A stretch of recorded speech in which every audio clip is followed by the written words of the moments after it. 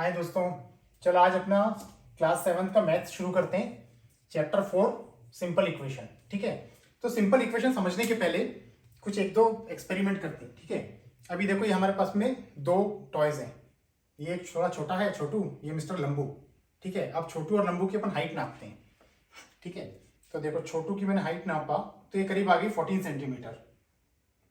लंबू की हाइट आ रही है 30 सेंटीमीटर। ठीक है, तो अब अपन दोनों की हाइट लिखते हैं यहाँ पे। मजा आ रहा है ना? तो देखो CHOTU छोटू लिखे हमने और यहाँ पे हमने लिख दिया लंबू।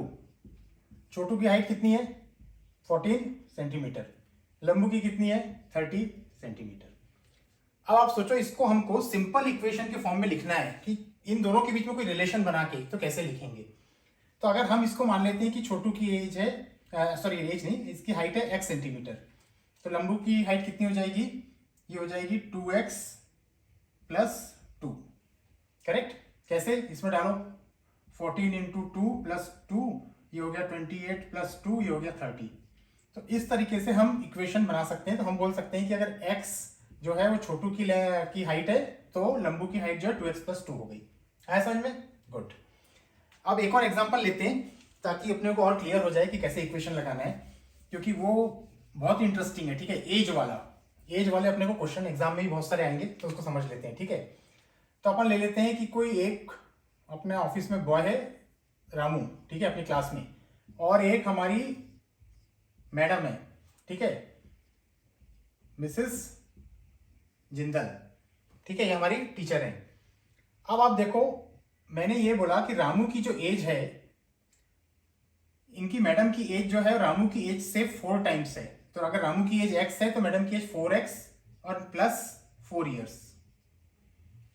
मतलब क्या हुआ कि अगर रामू की एज आज के दिन, टुडेज डेट, आज की डेट जो भी है, टुडेज डेट, उस पर अगर रामू की एज है सपोज से 13 ईयर्स, तो मैडम की एज कितनी हो जाएगी? बताओ, फटाफट बताओ। Of course 13 into 4 and plus 4, 52 plus 4 कितना हो गया? 56। तो अगर रामू की एज 13 ईयर्स है तो मैडम की एज कितनी आ गई? 56 ईयर्स। क्लियर है? तो इस तरीके से हम इक्वेशंस बना सकते हैं, बहुत सिंपल। अब इसमें एक ट्विस्ट डालता हूं मैं। ठीक है, अब आप सोचो कि हम यहां पे लेते हैं 3 ईयर्स लेटर, मतलब आज से हम 3 साल आगे चले गए। ओके, 3 साल बाद क्या होगा? सोचो अब इक्वेशन कैसे बनेगी।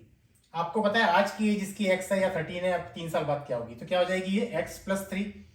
तो इसकी आज की एज 13 है, 13 ईयर से x है, तो उसमें हमने 3 जोड़ दिया, तो बेसिकली कितना हो गया? 13 प्लस 3, तो इसकी होगी 16। कब होगी इसकी 16 ईयर्स एज? आज से 3 साल बाद। मैडम की एज क्या हो जाएगी? तो मैडम की एज कितनी थी? 4x plus 4 and plus 3। ठीक है, हम ये लिखेंगे।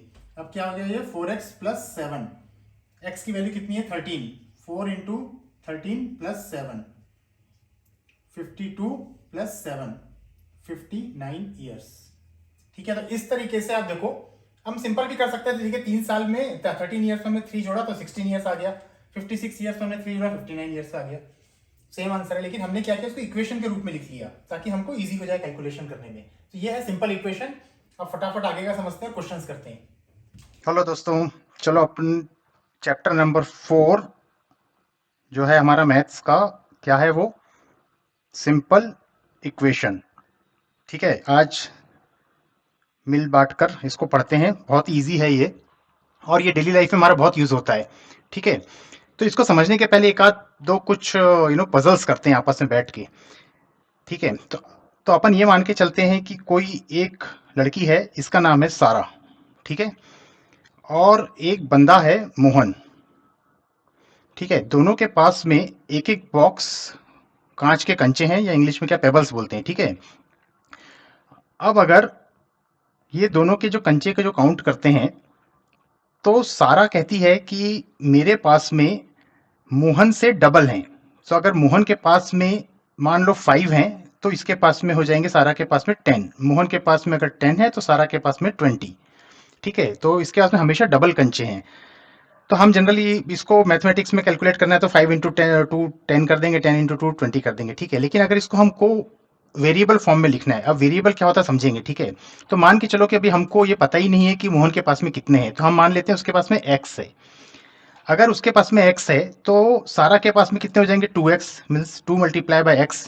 अब x की वैल्यू क्या हो सकती है, x की वैल्यू हो सकता है 5 हो सकता है 10 हो सकता है 20 हो, जितने भी पेबल्स इसके पास में है, जितने भी कांच के कंचे मोहन के पास में है।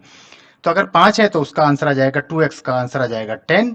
ठीक है, अगर उसके पास में 10 है तो उसका आंसर आ जाएगा 20, मतलब सारा के पास में 20 होंगे। अगर इसके पास में 20 है तो सारा के पास में होगा 40। ठीक है, तो इसको हम x के रूप में हमने लिख दिया, तो हमको ये पता चल गया कि x की जो भी वैल्यू हो, अगर हमको नहीं पता है कि मोहन के पास में अभी कितने हैं, तो लेकिन हम बोल सकते हैं कि मोहन के पास में अगर x है तो सारा के पास में 2x है, और इसको हम लिख बोलते हैं वेरिएबल। ठीक है, x की जब हमको वैल्यू नहीं पता है, इसकी x की वैल्यू जो है, या कोई भी अल्फाबेट इंग्लिश का ले सकते हैं हम, a ले सकते हैं, b ले सकते हैं, z ले सकते हैं, हम किसी को भी हम वेरिएबल बना सकते हैं। ठीक है, i बना सकते हैं, किसी भी अल्फाबेट को। और जब हम वेरिएबल लिखेंगे तो इस वेरिएबल की एक या मल्टीपल वैल्यूज भी इसमें पास हो सकती है। ठीक है, तो इसको हम बोलते हैं variable which can very. English का नॉर्मल वर्ड है वेरिएबल विच कैन वेरी। ठीक है, तो अगर हमको वेरिएबल समझ में आ गया तो अब हमको सिंपल इक्वेशन भी समझ में आ गई। कैसे? तो अगर हमने कहा मोहन के पास में अगर x है कांच के कंचे, तो सारा के पास में 2x है। ठीक है, तो हम ये एक ऐसी इक्वेशन बना सकते हैं। ठीक है, कि अगर इसके पास में x है तो सारा के पास में 2x है। ठीक है, आया समझ में? वेरिएबल क्लियर है? चलो अब एक दो और सिंपल इक्वेशन बनाते हैं एग्जाम्पल देखते हुए ही। ठीक है, अब थोड़ा सा कहानी में ट्विस्ट आ जाता है। अब सेम सारा जो है और मोहन, ओके सेम एग्जाम्पल हम ले लेते हैं फिर से। सारा बोलती है कि मेरे पास में मोहन से डबल है और 5 कॉइन ज्यादा हैं। ठीक है, 5 पेबल्स ज्यादा हैं। तो मोहन के पास में अगर x है तो सारा बोलती है मेरे पास में उससे डबल प्लस 5 है। तो हम लिख सकते हैं इसको 2x प्लस 5। तो ये हमारा एक इक्वेशन बन गया। फॉर एग्जाम्पल अभी ले लेते हैं, मोहन के पास में अगर 10 पेबल्स हैं। ठीक है, उसके पास में 1 2 3 4 5 6 7 8 9 10 हैं। तो इसके पास में ये बोलती है मेरे पास में इसका जो x है, जो भी उसके 10 हैं, उसका डबल कर दो। तो 2 इंटू 10 कर देंगे हम। ठीक है, और उसका जो आया उसमें प्लस 5 जोड़ दो। इतने मेरे पास में है, तो इसका मतलब कितना हो गया 20 प्लस 5। तो 25 किसके पास में हो गया? सारा के पास में। तो यहाँ पे जब उसके कॉइन्स, इसके जो पेबल्स हम गिनेंगे तो 1 2 3 4 5, 1 2 3 4 5 10 15 20 और 1 2 3 4 5 ऐसा करके 25। तो इसके पास में टोटल 25 है, इसके पास में 10। ठीक है, तो अब आप देखो हमने यहाँ पे क्या एक नया इक्वेशन बना लिया कि 2x प्लस 5 है सारा के पास में अगर मोहन के पास में x है।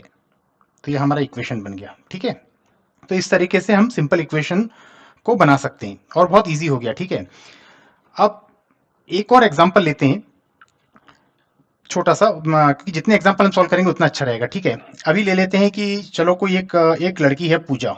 ठीक है, और उसकी जो क्लास टीचर है वो बोलती है कि मेरी जो एज है वो पूजा से डबल है। तो पूजा की एज अगर x है तो इसकी हो गई 2x। ये कब है? आज की तारीख में। Okay, so in today's date. अब आफ्टर 3 इयर्स कितनी हो जाएगी? 3 इयर्स फ्रॉम टुडे और 5 इयर्स फ्रॉम टुडे।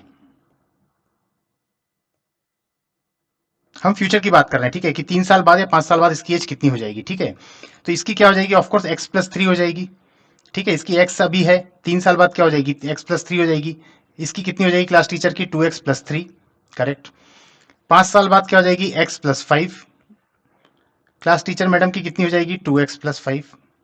तो इस तरीके से हम इक्वेशन बना सकते हैं सिंपल। ठीक है, तो अगर हमको 5 साल बाद का पूछा है कि आज इसकी एज, पूजा की एज से क्लास टीचर की एज डबल है, 5 साल बाद पूजा की एज कितनी होगी? तो x plus 5। Class teacher madam की कितनी होगी? 2x plus 5। तो इस तरीके से हम इक्वेशन बना सकते हैं। ठीक है, तो इस आपको समझ में आ गया? पूरा सिंपल है बहुत। चलो अब आगे चलते हैं। अब जब इक्वेशन हम कोई भी लिखते हैं, ठीक है, तो जैसे अब छोटा मोटा कोई एक तो पहले एग्जांपल लेते हैं इक्वेशन के कि 2x plus 5 is equal to, suppose मान लेते हैं कि यहाँ पे है 11। ठीक है, तो ये एक इक्वेशन है। तो जब भी हमको ऐसी इक्वेशन लिखते हैं, या हम लिखते हैं x by 4 is equal to 2, ये भी एक इक्वेशन हो गई। या हम लिख सकते हैं n by 5 is equal to 3, ये भी एक इक्वेशन हो गई। ठीक है, अब इस इक्वेशन में आप देखो हमने बीच में लगाया है इक्वल टू, और हमारे पास में दो टर्म है, एक लेफ्ट हैंड साइड में, एक राइट हैंड साइड में। तो इसको जो लेफ्ट हैंड साइड का टर्म है उसको हम बोलेंगे LHS, लेफ्ट हैंड साइड। इसको बोलेंगे RHS। ठीक है, राइट हैंड साइड। इसको हम बोलेंगे लेफ्ट हैंड साइड। ठीक है, ये तो बहुत इंपॉर्टेंट है, इसको ध्यान रखो। ठीक है, अब क्या होता है जब हम कोई भी इक्वेशन सॉल्व करते हैं और अगर उसके बीच में इक्वल दिया, इक्वल का मतलब क्या है, ये जो लेफ्ट हैंड साइड वाला है ये राइट हैंड साइड के इक्वल होना चाहिए। मतलब अगर हमने इसको अगर तराजू में रख दिए, ठीक है, तो तराजू में अगर हमने रखे यहाँ पे या किसी भी वेइंग स्केल में, तो क्या हो जाएगा, ये दोनों इक्वल होंगे तब ये स्ट्रेट बार रहेगी। ठीक है, यहाँ पे इसका ये वेइंग की वो है मशीन का। तो अगर यहाँ पे कोई वेट रखा है हमने 1 किलो का, तो यहाँ पे भी हमको 1 किलो रखना पड़ेगा तभी वो इक्वल होगा। ठीक है, अब अगर हम इन इक्वेशंस को रखते हैं तो हमने बोला है 2x प्लस 5, इसका जो भी आंसर आएगा वो 11 के इक्वल होना चाहिए। तो ये दोनों वेट बराबर हो गए, तो ये इक्वेशन हमारी बराबर हो गई। ठीक है, उसी केस में बराबर होगा left hand side is equal to right hand side, इसको हम बोल सकते हैं LHS, इसको हम बोल सकते हैं RHS। तभी इक्वेशन हमारी ये ट्रू होगी, क्योंकि हमने बुलाया है इक्वल। तो इक्वल में तभी ट्रू होगी जब left hand side is equal to right hand side.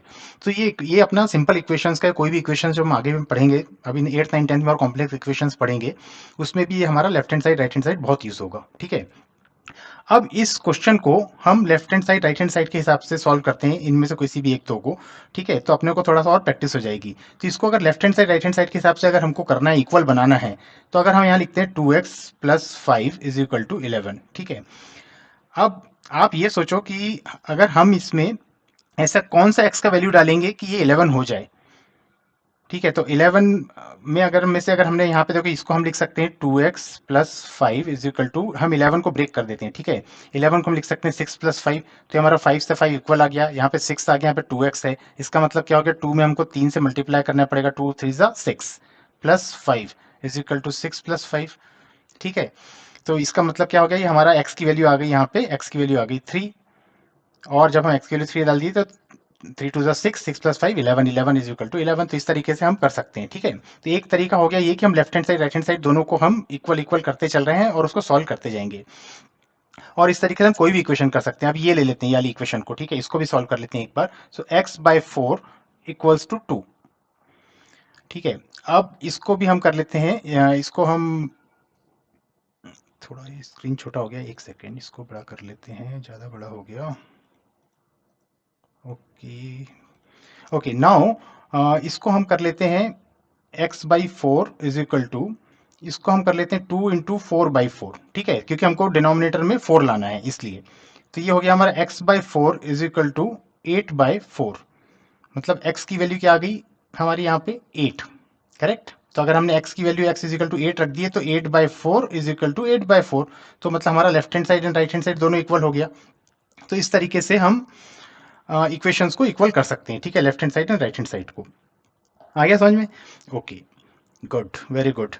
और हमारी जो ट्रेडिशनल मेथड है उससे हम कैसे करते हैं, तो अगर सपोज यही क्वेश्चन हमारे पास में फिर से आ जाए, ठीक है, suppose 5x plus 7 is equal to 25। Okay, let's take this example. तो अगर हम सिंपल तरीके से हमको करना है, अगर हमको left hand side right hand side वाला फंडा नहीं लगाना है, हमको LHS और इक्वल टू RHS, हम इस तरीके से भी कर सकते हैं, हम दूसरे तरीके से भी कर सकते हैं। ठीक है, तो अगर हमको दूसरे तरीके से करना है तो हम क्या करेंगे, 5x is equal to 25 minus 7, हमने 7 को इधर राइट हैंड साइड ले गए, जब हम इसको प्लस को इधर ले जाएंगे इक्वल के बाजू में, तो वो माइनस हो जाएगा। 5x is equal to 27 minus 5 कितना हुआ, 18, right. Yes, x is equal to 18 by 5, क्योंकि 5 का भी हमने इधर लेके आएगा तो ये डिनोमिनेटर में चला जाएगा, तो ये हमारा आंसर आ गया। ठीक है, तो इस तरीके से भी हम कोई भी क्वेश्चंस को सॉल्व कर सकते हैं। तो हमने देख लिया left hand side right hand side से भी कर दिया और हमने ट्रांसपोज मेथड से भी कर लिया। तो इस मेथड को क्या बोलते हैं, इसको हम बोलते हैं ट्रांसपोज मेथड। ठीक है, जो हम लोग पहले से करते आ रहे हैं कई सालों से, तो इसको हम बोलेंगे TRANSPOSING, ट्रांसपोजिंग मेथड। ठीक है, तो ट्रांसपोजिंग करके भी कर सकते हैं और left hand side right hand side करके भी कर सकते हैं। Very good. चलो एक और क्वेश्चन सॉल्व कर लेते हैं, थोड़ा मजा आ रहा है क्वेश्चन सॉल्व करने में। तो 4 into m plus 3 is equal to 18। अब इसको कैसे करेंगे सॉल्व, तो इसको सॉल्व करने के लिए ट्रांसपोज मेथड से करते हैं। ठीक है, तो 4 का हमने मल्टीप्लाई कर दिया इस ब्रैकेट के अंदर। ठीक है, तो 4 into 4m plus 12 equals to 18। Clear है, गुड। अब क्या हो जाएगा हमारा, 4m is equal to 18 minus 12, 4m is equal to 6, m is equal to 6 by 4 equals to 2 3 जा 6, 2 2 जा 4, 3 बाय 2। तो हमारा आ गया answer m is equal to 3 by 2। ठीक है, तो इस तरीके से भी हम सॉल्व कर सकते हैं। तो आया समझो, मतलब एकदम सिंपल है, सारे क्वेश्चन हम फटाफट कर सकते हैं, इसमें कुछ भी कॉम्प्लिकेशन नहीं है। और हमने एज वाला भी देख लिया, हमने नंबर वाला भी देख लिया। ठीक है, तो इस तरीके से अब फटाफट क्वेश्चन सॉल्व करना चालू करते हैं। इस चैप्टर में और ज़्यादा कुछ है नहीं। बस इसमें ये ध्यान रखना है कि जब भी हमारे पास में कोई वेरिएबल है 5x plus 5 is equal to 7x minus 5, अगर ऐसी इक्वेशन भी दी है तो इसमें हमको डरना नहीं है। हमको क्या करना है, सारे वेरिएबल को एक तरफ ले आना है। 5x माइनस 7x, हमने 7x को इधर ले आया, माइनस 5 एज इट इज लिख दिया, 5 इधर जाएगा तो माइनस 5 हो जाएगा। ठीक है, 5x minus 7x means minus 2x, क्योंकि हमने इंटीजर्स पढ़े, हमको पता है अगर माइनस बढ़ा है तो माइनस रहेगा। माइनस 5 जो है दोनों इंटीजर हैं, दोनों जुड़ जाएंगे, माइनस 10 हो जाएगा। x is equal to minus 10 by minus 2, minus से माइनस कट गया, 2 1 2, 2 5 10, x इज इक्वल टू 5, हमारा आंसर आ गया।